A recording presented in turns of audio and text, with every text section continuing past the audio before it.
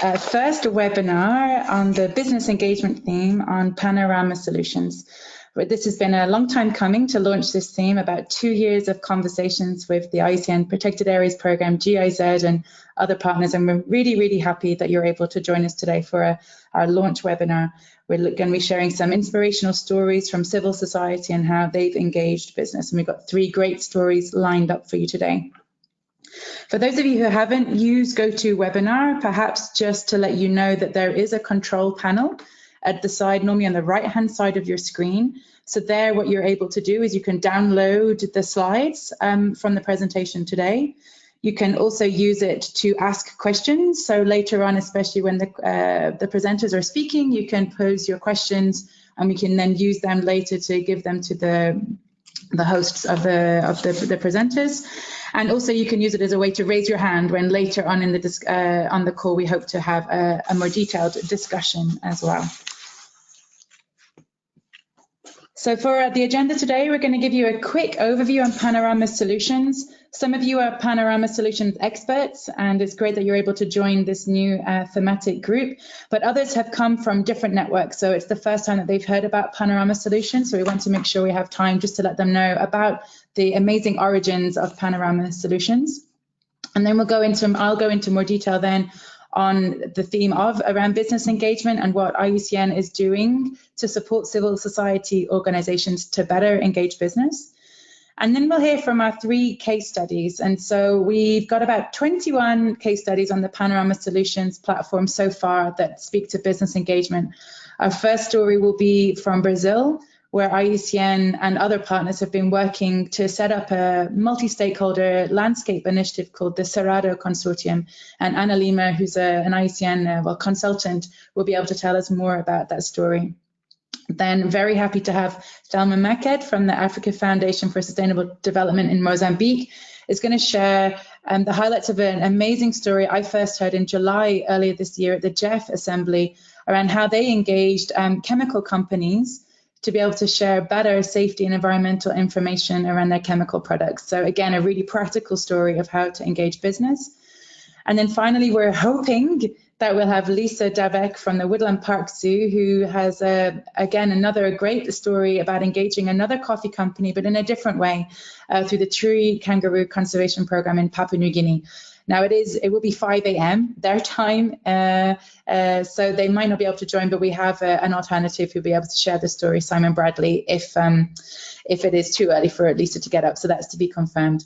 And then these will be quite short presentations to make sure we have plenty of time for your Q&A, a discussion as well, and then also wrap up for next steps and what we'd like to do in future business engagement focused webinars through Panorama Solutions. The first thing we should do though is maybe to see like who we have on the call today. So we're going to use some of the technology of GoToWebinar and launch a poll. And so it would just help us if you could just let us know which organization type are you with. So plus or minus, if you really don't fit into one of these buckets, then feel free to click other. But it'd be just to let us know who we've got on the call so we can tailor our feedback appropriately.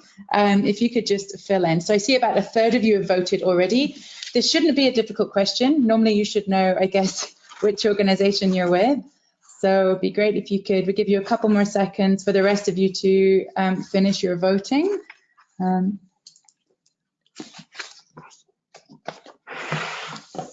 Super. I'll leave a couple more seconds for the rest of you to vote. Okay, so let's close this poll and let's just share with you the results. So we have mostly non-governmental organizations, no civil society organizations, some government members and some others. So actually I'm curious who the others are. So those of you who ticked the others, in the question box, you can also send us a comment there. Can you just show us, just type in the question box which type of organization you're with, just so we get a chance to know. Okay, great. And I've just been reminded by a colleague sat next to me that I didn't actually even introduce myself. So I'm sorry for jumping straight in. So my name is Nadine McCormick. I'm with IUCN's Business and Biodiversity Program, and I'm sat here with my colleague Leigh, who will also be presenting shortly as well. So Moving on to the next slide. So for next on the agenda, let's just have a quick overview on the Panorama solution. So Leanne, would you like to introduce yourself? And then we'll go on to, what about Panorama? Yeah. Okay, well, hello everyone. My name is Leigh and I'm the Communications and Knowledge Manager with the Business and Biodiversity program here at IUCN. So today, to give you a bit of an overview, just to get us started, I'll give you some just basic facts about Panorama. I'm not sure how many of you are already familiar with the platform, but it's a partnership initiative that promotes solutions for nature conservation and sustainable development.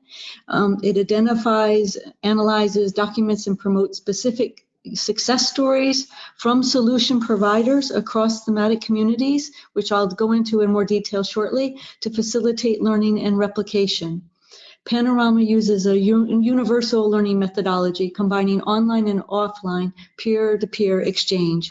And currently it includes 7 partner organizations, which you can see hopefully at the bottom of your screen. And IUCN and GIZ provide a secretariat function for the initiative. It's a shared role that we've taken on.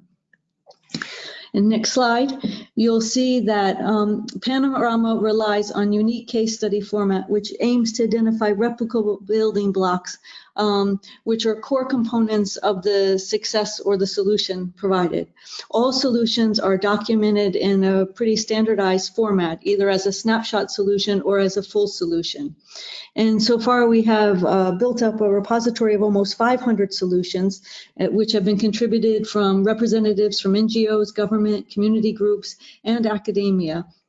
The criteria for the solutions are designed to be broad and inclusive, and we have more detailed quality criteria for what constitutes a good solution description on business engagement, which maybe we could discuss later. But there is a review process which takes place for all the solutions provided, a peer review process. And so that's something that also strengthens the quality of the stories and case studies that we're sharing, because it is peer reviewed. And sometimes there's some back and forth before they're actually published.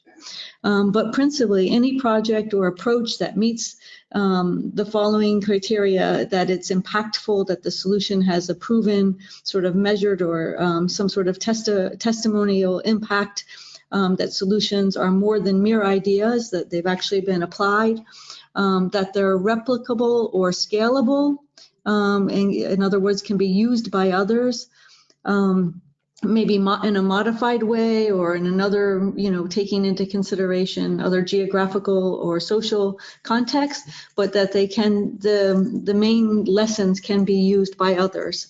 So that's the main thing. And the other thing is that obviously the solutions need to be topic relevant to the different themes. So depending on where they're being submitted, but they all respond to conservation and development challenges in an integrated and constructive manner. Okay, so next slide. You can see on this, there's different facets of the Panorama initiative. It combines online and offline learning. So starting from the right of your screen, you see the backbone of the initiative is a sophisticated website platform with searchable database and for the solutions and for the building blocks. And this allows the user to apply a wide range of filters, combine them, and explore solutions and building blocks that might be relevant for them. It also includes face-to-face exchange between solution providers and potential replicators. And this is also an important aspect through workshops and training sessions and conferences. And increasingly, some of our themes have been using contests and awards to identify and recognize a large number of innovative solutions around their priority themes. So recently, the IUCN Protected Areas Program, for example, partnered with UNDP and WildArk to present the inaugural Pathfinder Award, which was presented and also acknowledged at the UN Conference on Biodiversity last month. And this collaboration also resulted in the United Nations Development Program formally becoming a Panorama partner. So that was exciting news for us as well, to have such a big player. And there are other, now this platform has also gained the recognition of lots of other global stakeholders who are now questioning how they can join and be part of this platform. So that's also, it's gaining momentum fast. But the solutions are also being promoted through different communications activities, which you see listed there, through publications, through a regular newsletter, and then like this through webinars. On the governance, this slide here, it shows that, that this is a joint initiative with all the partners. Again, IUCN and GIZ are the secretariat, but we also have development partners who have helped fund this initiative. So it's not only an IUCN initiative, even though we've played a major role in helping it get off the ground. Panorama is structured into themes, and those are the thematic communities that I mentioned before. And the business engagement theme is now the last one, that and the most recent one, but there's already another one in the pipeline on sustainable urban development. But each theme has different coordinators or different institutions coordinating them. So underneath the boxes on the themes, you'll see who the different coordinators are for each of the themes. And as I said, we're actively expanding this to include further topics and new partners. So back over to you, Nadine. Thank you. Okay, super. So then this new theme around business engagement. Again, I thought it might be nice to just start with another little poll, just to get a sense from you about your level of experience with engaging business. So again, it just helps us to tailor a little bit what we're going to talk about now. So I see some of you are voting already. Excellent, you got the hang of it. So about a quarter of you have voted now. I'll keep it open for a few more minutes. Oh, interesting, not as I expected at all. I should reveal the vote results in a minute. Let's just wait for the last few more votes to come in. 5, 4, 3, 2, 1. Okay, so close now. And I'll just share with you the results. So perhaps surprisingly, I really thought some of you might have lots of experience in the call. Oh, one snuck in there at the end with lots of experience. Quite a lot of you have some experience, and then about a third of you saying no experience. And I think this is really important to share, because even though some of you might say, oh, I've got zero experience whatsoever, when we do our capacity building workshops with different IUCN members and civil society organizations, there's always something that we can learn in terms of changing business practices. And even if you've just got a little experience, it's still really valuable. And I think what I'm excited by through the Panorama Solutions and the business engagement theme here is actually to create a space for that peer exchange, because there is always something that we can learn from each other, and I'm certainly learning all the time. So maybe just stop this poll now, and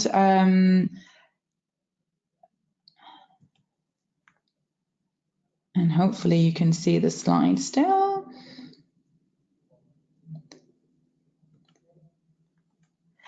So maybe just as a bit of a background, IUCN has been working with business for nearly 20 years now. And there's a lot of experience that we've gathered over the years. And what we have started to frame our work around is 3 big asks that we expect from business when we're talking about business engagement. So we want companies in a first step to value biodiversity, to appreciate the importance of it rather than put a monetary value on it, but appreciate the importance of biodiversity, meaning that they integrate their impacts and dependencies in their decision making.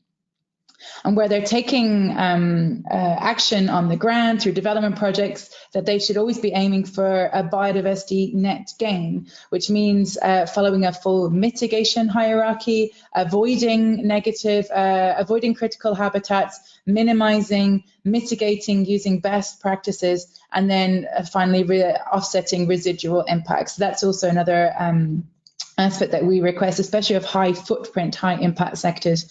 And then more recently, what we're saying is that, you know, all business to a certain extent impacts, but also depends on nature. And even if a company turns around and says, oh, I don't have any dependency on nature, it's like, well, your colleagues, your employees, like, what do they eat? What do they breathe? How do they drink? You know, how do they ensure sanitation? There is certainly a level of dependence at all levels of companies. And so these are the three main areas that we have been consolidating and working on. But I think what's interesting is that there's only so far that we can go in a small, you know, an organization with 1,000 staff.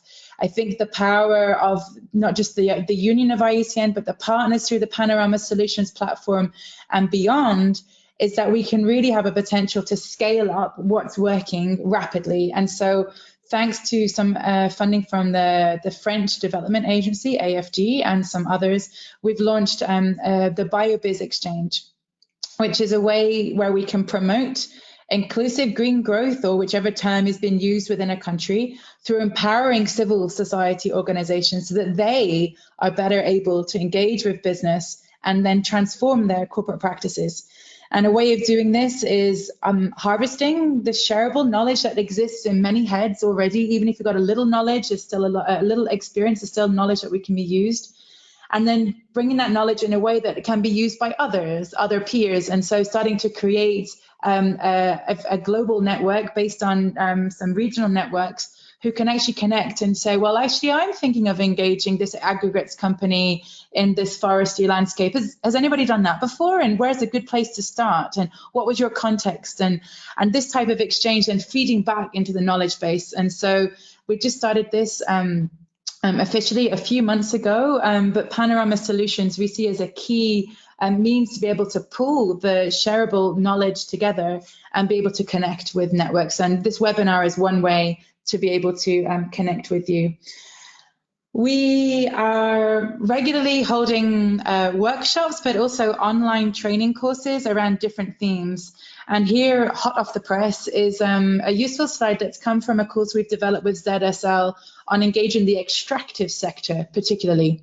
Because what often happens is we hear a question like, in our protected area landscape, we're really annoyed because this extractives company is coming in and they're starting to cut down trees and take out resources. What do we do? And unfortunately, there's no one answer.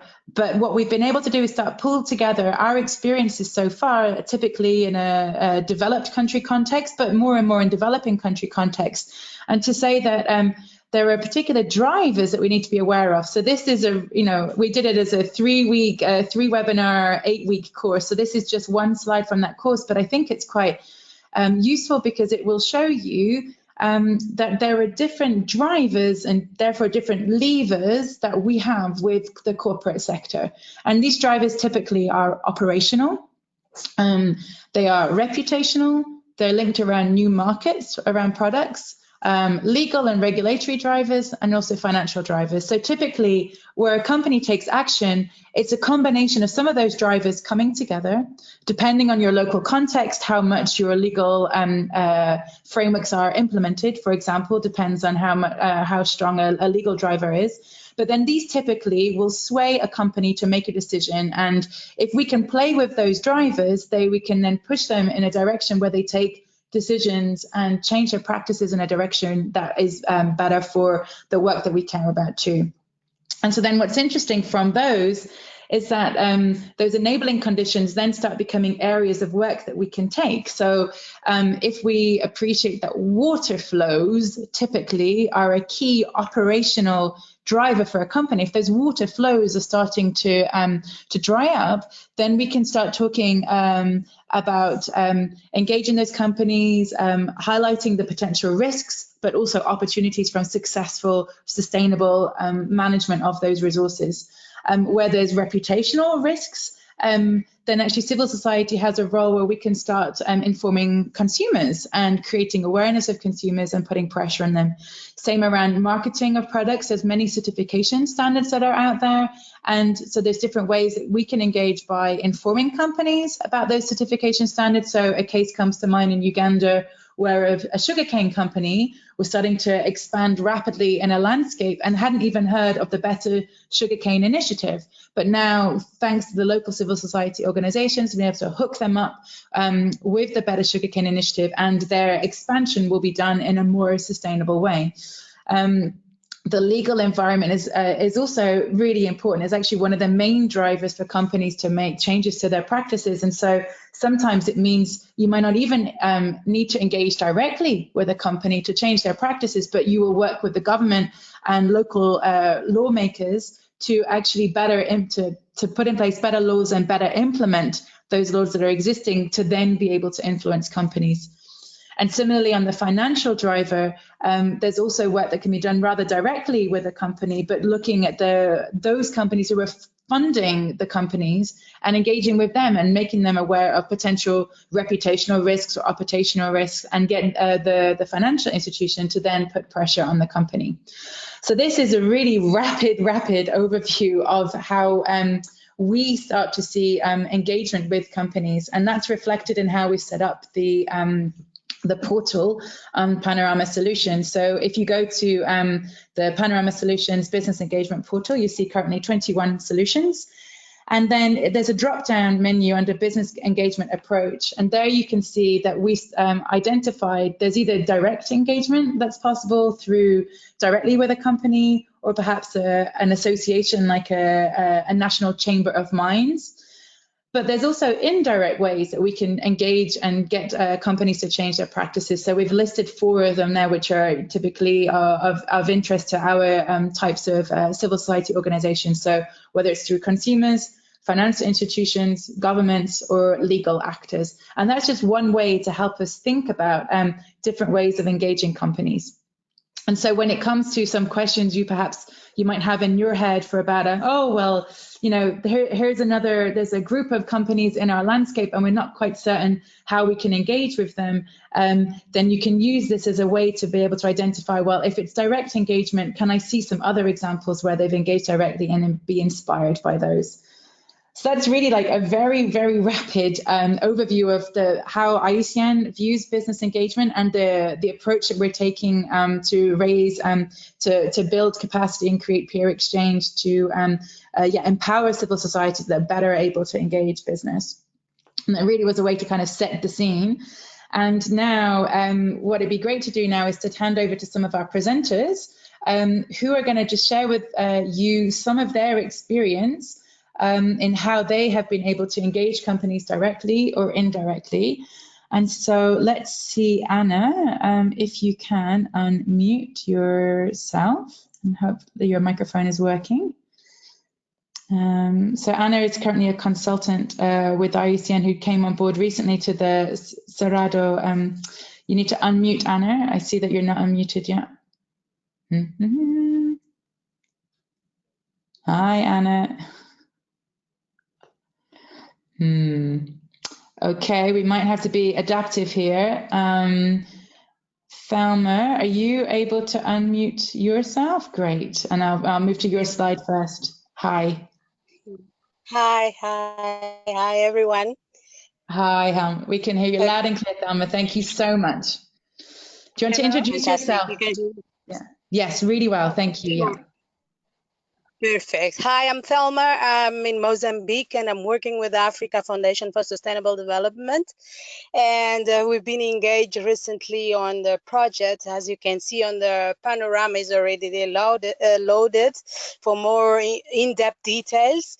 And what actually we're doing and work on now is we're raising awareness within the communities, regardless the toxins, and specifically with the pesticides. And during our work on the field, we actually identify that the women that using the pesticides while farming, they are uncovered and not protected. So it's a very risky, and they're also having the babies with them on the back.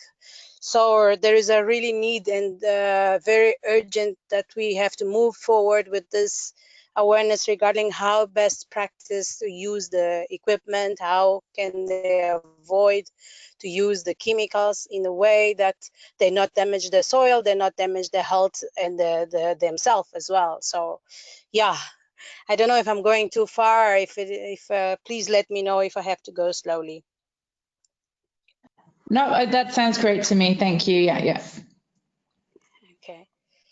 And moving forward, what happened in terms of changing the behavior of the communities, like we actually came up and we engaged with the company suppliers that they sell the chemicals in the country, and also with another stakeholders such as the ministries and the other stakeholders in private sector. I mean, we need where we actually we brought this situation to them that we're facing these issues at the farmer, not only in the farmer but as well in the urban area, where people, they are not really aware of how they best use the chemicals. So it's becoming a very problematic in the area, in the country. Recently there was 6 members of the family as well that 2 months back, all of them, they died. I'm not exaggerating. They died. Why? They bought fresh vegetable from the street. So what happened as well, what's happening is the farmers are putting the pesticide on the farm. And for some reason, someone buy it and he goes to resell it outside. And there's no actually control on the pesticides issue as well. So those are the extremely problem that we're facing in the country. So we're actually working hard on that awareness with them. And in terms of how we build the blogs, actually, communication and engage and collaboration, it's an essential foundation for the project. Not only that, for any kind of awareness, we really need to be strong in terms of communication, in terms of engagement, amongst others. We also try to make and raise awareness internally with the government that we need the law. If we're going to import any chemical from outside the country and we don't have a place where we're going to store the empty containers, for instance, it's kind of urgent that we have a strict law. Or even if there is a extra tax for those who import these chemicals, they really need to pay and they have to be removed from the country. We don't have a clear law how we're going to remove the empty containers outside the country. So it's a battle, and it's going to be a battle for the times coming, we believe. But some way we have to win this situation. We also look at the Stockholm Convention. There's a policy that the country has to take place, and the country ratified the Stockholm Convention. But again, at the country level, there seems to be a little bit of negligence or some delay. But yes, as a civil society, we have to push and push every single day. Okay, but can you talk to, the chemical company themselves, were they generally receptive when you brought these issues up with them? Did they see that it was helpful, or were they kind of also a bit reluctant at first, or were they, how engaged were they, the chemical company? Not really. It's still a battle every day. We have to go every single day, try to call them. They're not really open because they're doing their business. For them, it's a way of living. They don't really care if the others, who's buying, who doesn't buy, what's happening on the field, what's happening to the soil. For them, it's the business. Or we try to actually to show them for X and Z, that is very dangerous, and there's a kind of a resistance so far. So we actually understand that we really need to make a big action and movement towards this resistance from the company suppliers. Also, the government has an important role to play on this in terms of supervising, in terms of control and monitoring, right? So yeah, exactly. Okay. Here, Thelma, that's a really brilliant example. It really shows just when we talk about business engagement, it's not just about business. There's government involved too, there's civil society, we all have different roles. That the levers are also different too as well, right? That that there are some legal levers, potentially some financial levers if we can get some tax involved. But it sounds like the reputational lever, we haven't used that one enough yet, perhaps. So actually, we can always continue the conversation afterwards separately as well. But all those different levers have to come together to get companies to change their practice. But it looks like you're already having some great success. So really, thank you for sharing your solution with us. We'll probably leave it there for the moment. I'm going to ask if anybody's got any questions to use the questions box in the in the control panel at the side on GoToWebinar. So if you've got any questions for Thelma, you can put them in the question box and we'll come to them right at the end. So Anna, I see you've unmuted yourself now. Excellent. Love this adaptive management approach. So glad this works out. So you're really welcome to introduce yourself and then give us about 5 minutes overview of the Cerrado Consortium. Thank you, Anna. Okay. Hello, Nadine. Hello, everyone. Hi. Thank you for this opportunity. My name is Ana Lima. I've been working on the Cerrado Waters Consortium for IUCN for the last 9 months. I just going to give a brief overview of the region we're talking about. Cerrado is a very important hotspot for biodiversity in the world. Now we concentrate in the Cerrado 1,600 species of mammals, reptiles, and birds. So and native vegetation today is only 20% of what was left before agricultural processes started. So the Cerrado is home to very successful agribusiness, but with this very quick expansion, what happened was vegetation loss and soil erosion threatened the most important ecosystem services, such as water regulation, pollination, pest control, and climate regulation.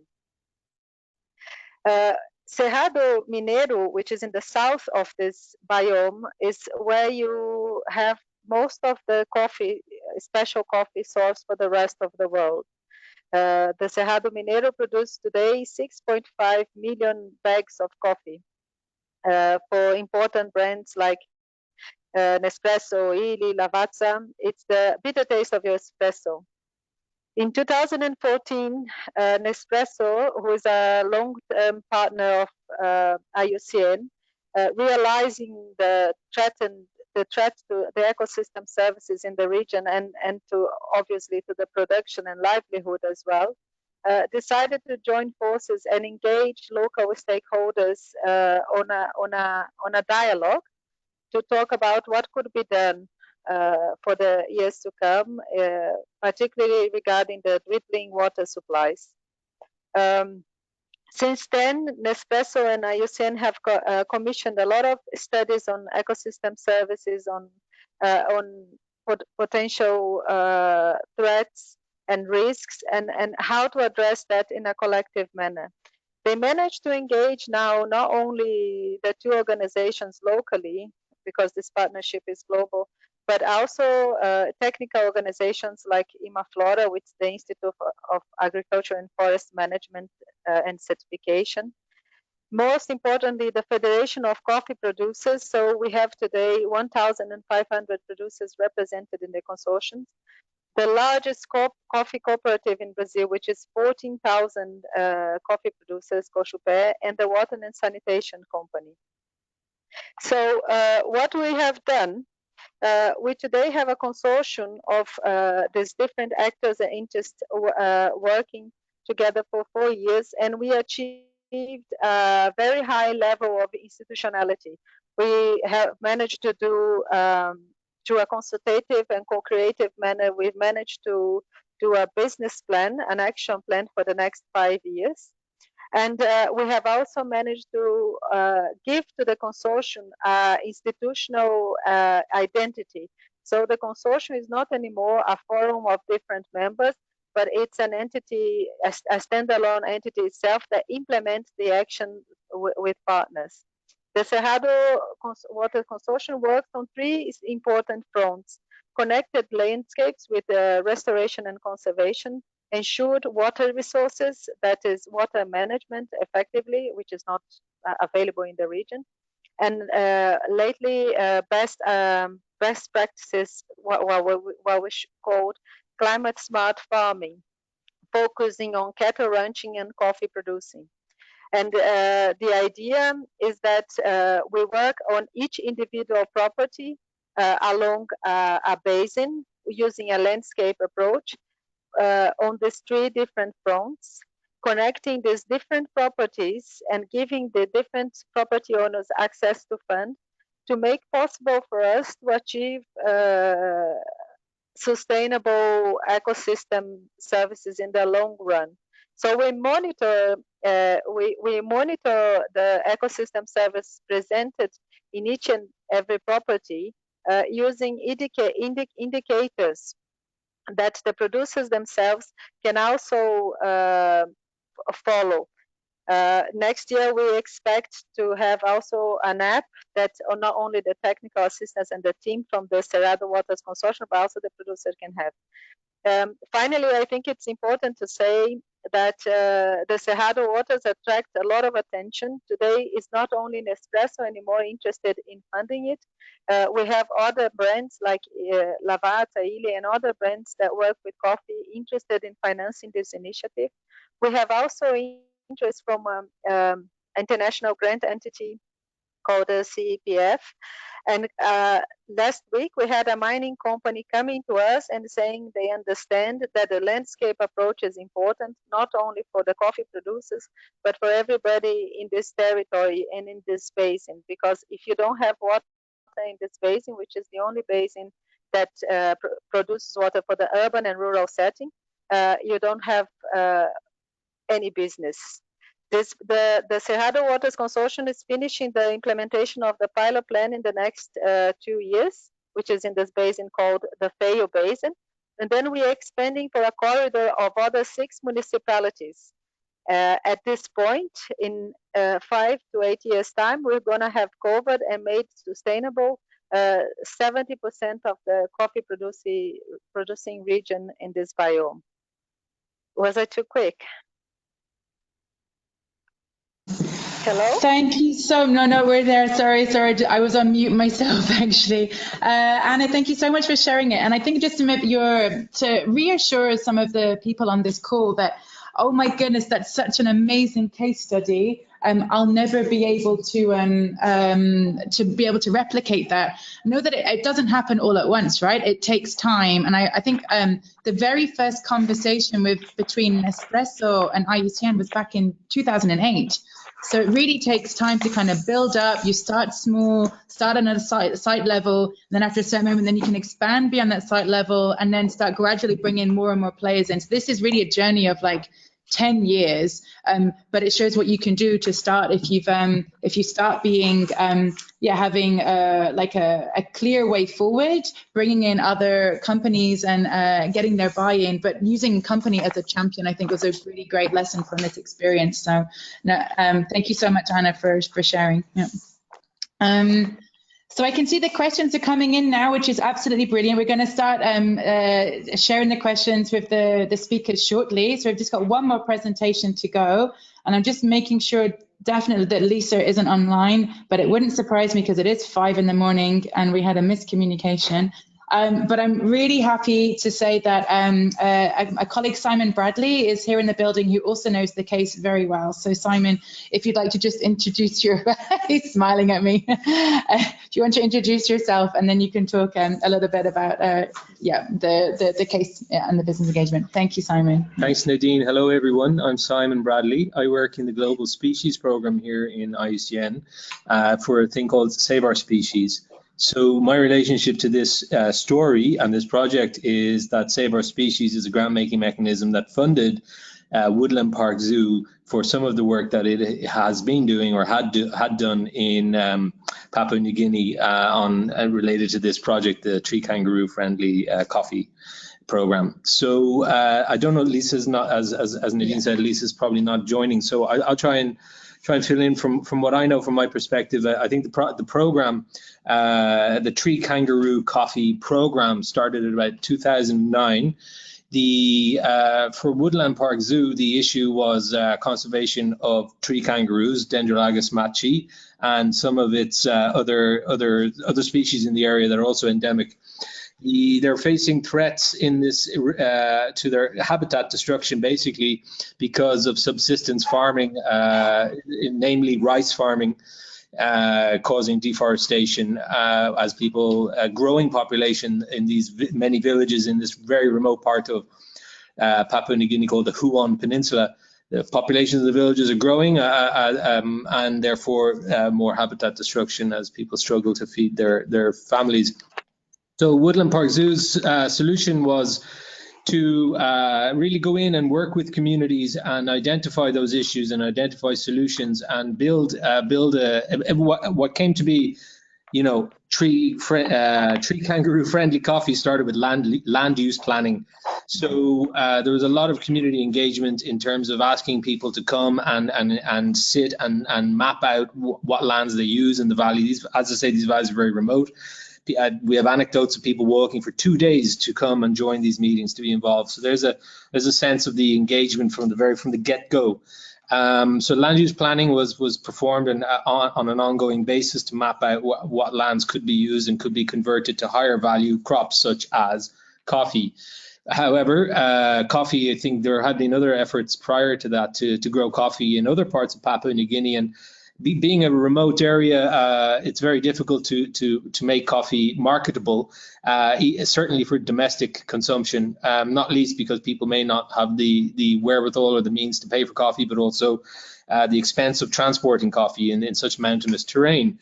So it was prohibitive. So Woodland Park Zoo's solution was to connect these potential producers with a market, a ready-made market, with through a partner that they had identified in Seattle, in the western seaboard of the U.S., a company called Cafe Vita, which is a very much a values-driven coffee chain and is also ranked as one of the U.S.'s top 10 best coffee makers. So they're a coffee roasting company, and they're sort of an ethical, community-based engagement program in their neighborhood.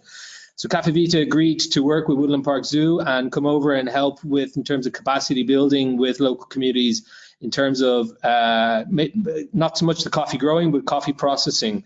So developing, taking the beans and growing them sustainably was one activity, but then harvesting them, processing them into coffee, packaging them, and getting them ready for market in a first world market such as the US, where consumer expectations are quite high. That was a big part of the activities, and so there's a certain amount of capacity building. So land use planning was the sort of foundation. Also, other activities involved were education and outreach, of course, to build engagement and to spread the word, but also to provide education in partnership with the Papua New Guinean authorities to get teachers to schools in these remote areas, so as to provide new options to the youth and the communities.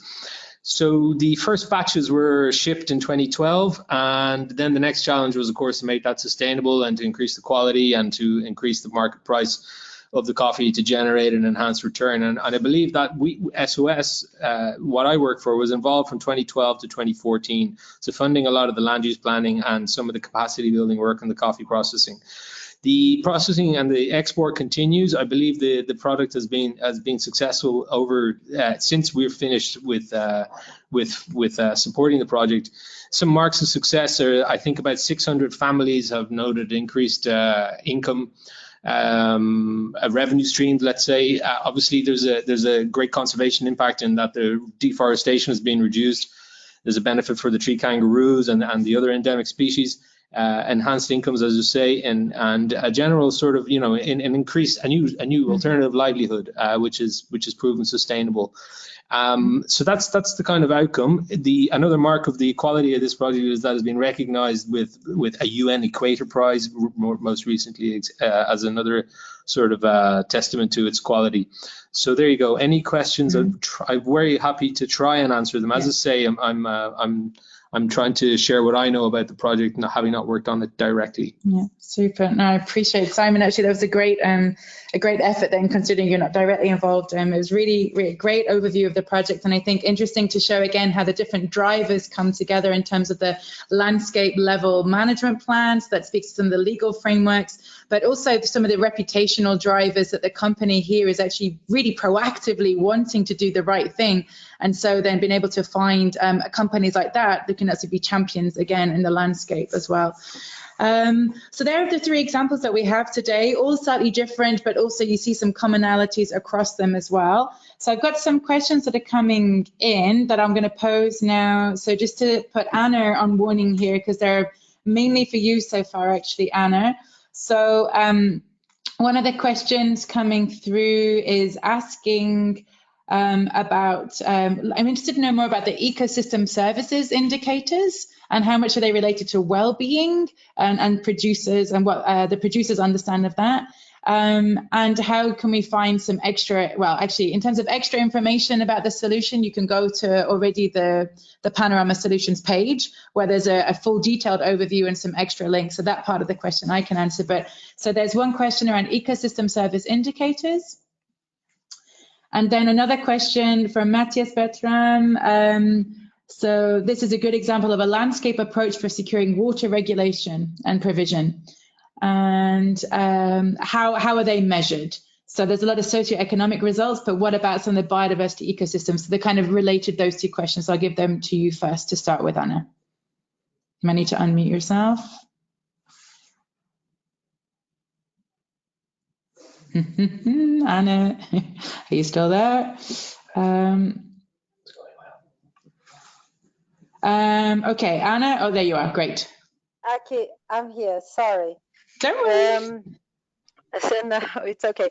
So regarding the ecosystem indicators, what we have done, we produced a decision-making tree to identify ecosystem services on a property level. And then what we're talking about, obviously, is soil, vegetation, biodiversity, and threats like erosion, the way coverage of the land when you plant anything. For each of the threats identified on a property level, we suggested indicators for monitoring this particular threat. So more than having a general indicator, we produced a set of indicators for the farmers and the technical assistants to monitor on a property level. I can, if you know, once this is still being produced as a communication material with the producers. So once it's ready, I think I can share the material with you all. Great, thank you. And then we can also update the Panorama Solutions page as well with perhaps some extra resources as well. So yeah. So just to add to that, we had produced 3 guides of ecosystem indicators monitoring. So one is for restoration and conservation. One is for coffee growing. And the third one is for cattle ranching, because each of these 3, these are the most prominent situations in the basin. Yeah, okay. Thank you. So there's actually a couple of questions coming in on the links with the ecosystem services. So Martin Hoffman, so it's a question for Lisa and or for Simon. So how is the effect of business engagement related in effects on water availability versus biodiversity? And then how are they measured? So there's a lot we see around socioeconomic results, but how do we measure the benefits for biodiversity and ecosystems? So kind of a similar question, but maybe you can speak to what extent biodiversity was used as a driver for the landscape initiative versus water, for example. I don't know, Anna, do you want to go? Yeah. See, biodiversity is a very general. It's a very broad term. What we have in terms of water measurement or water as an ecosystem service, we have a situation in the Cerrado where you don't have a water and sanitation company functioning. So, for example, in the pilot site, we don't know what is the quantity of water abstracted from the river. We don't know the quality of the water in the river.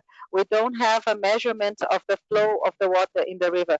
So for water, for ensured, the front of our work that is called Ensured Water Resources, what we're doing is to install stations where you can measure the quantity and quality of water as well as the flow.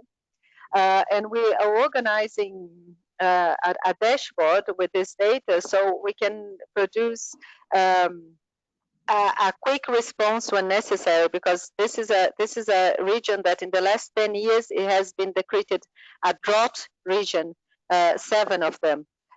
So we're organizing a governance amongst the producers to give a quick response in an emergency case. So the idea of monitoring water is to have the data accessible and live, and to have a governance body that can respond to emergency situations. Okay. Is that a good answer? Is that what was asked?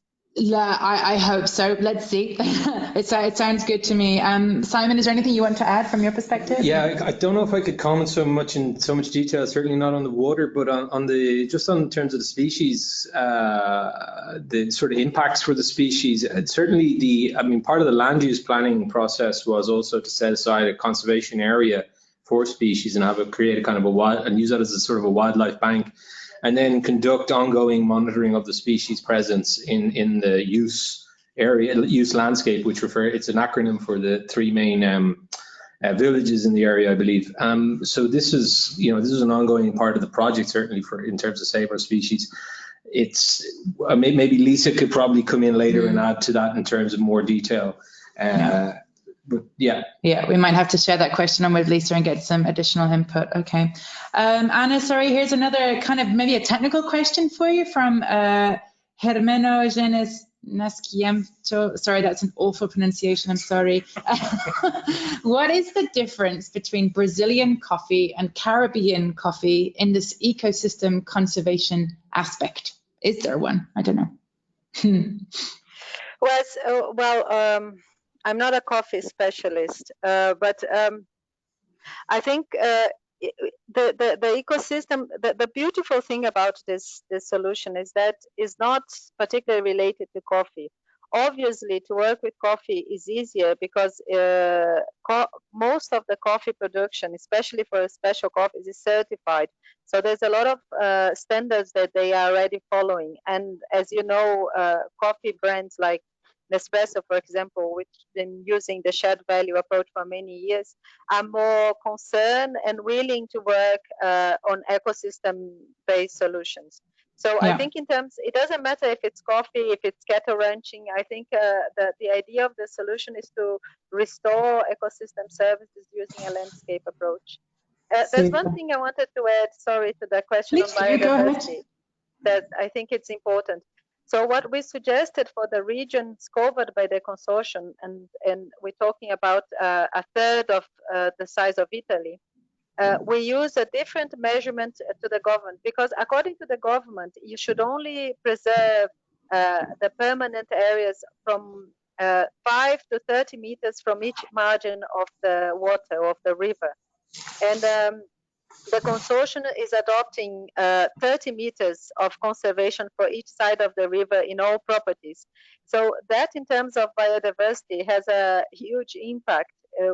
I heard one of our producers saying that, if we use 5 meters from each margin, you can only raise dogs. You cannot raise birds. So I think that's one of the things we're doing now. But I think biodiversity impact takes so long to be able to manage, to monitor that. Thank you. And just to let you know that Martin said that your and Simon's responses were very helpful, so thank you. So just one last question here, and I might actually take it myself. It's Huberto Licayan. So how do businesses adopt strategies in the pursuit of greater sustainability and creating new business value, given that we've got planetary boundaries? And so maybe the example that Anna was given there is a good example, because in the case of Nespresso, they started a campaign around shared value. They talk about being able to have coffee and produce coffee and provide coffee for the long run. So they're actually companies are around typically longer than governments even.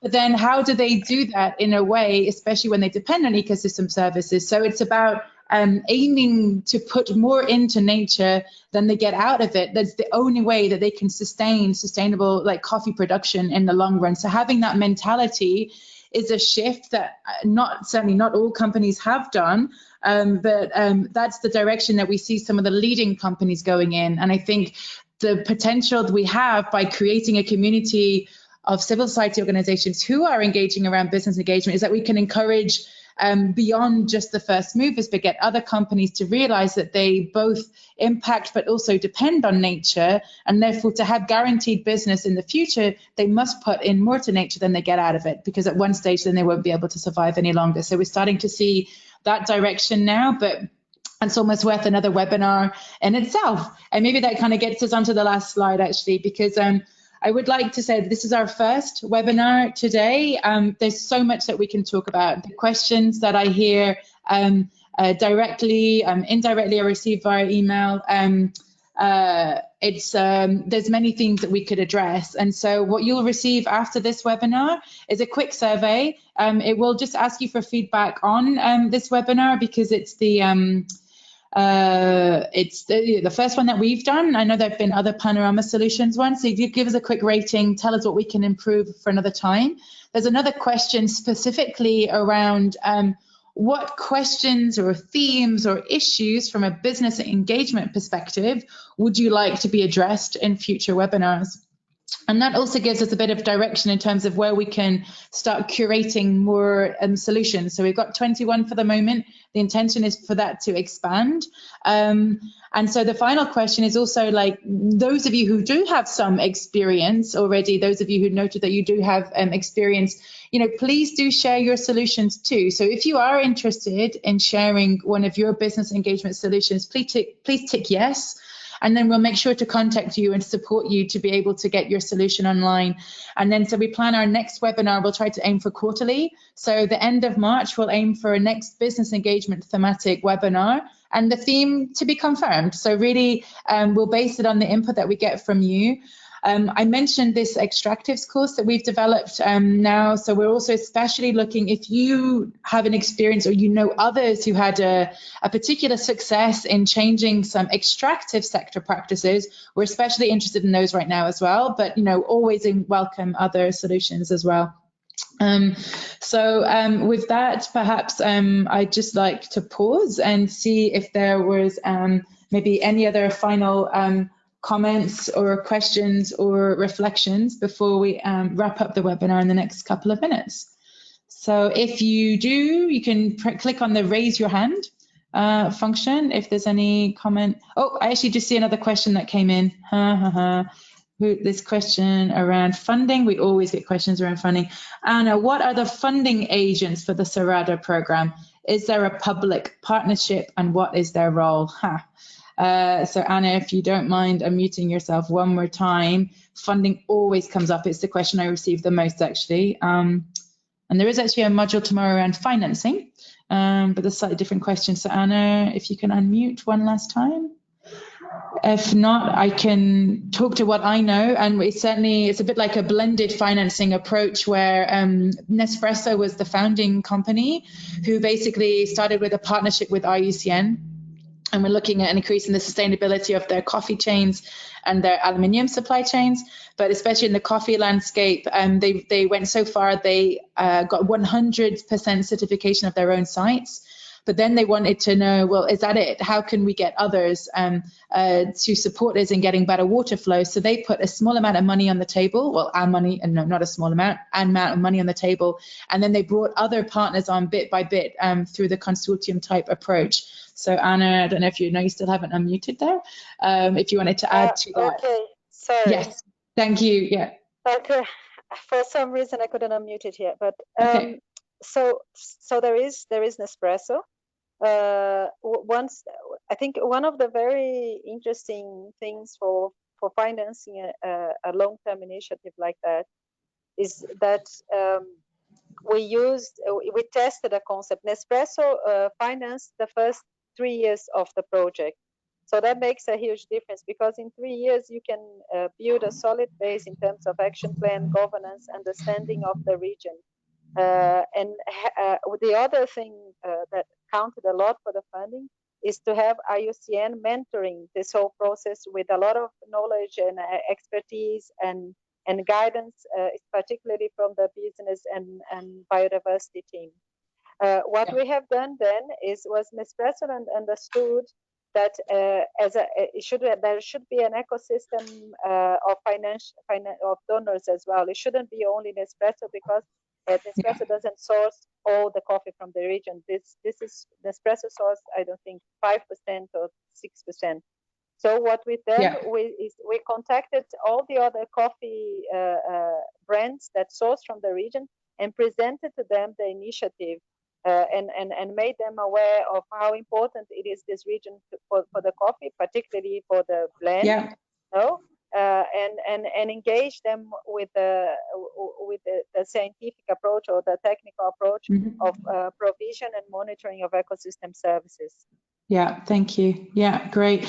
And I think, like in all the examples, especially with Simon's example that they shared as well, there's always a combination of funding. So there needs to be somebody who seeds it, but then there'll be other actors that come in.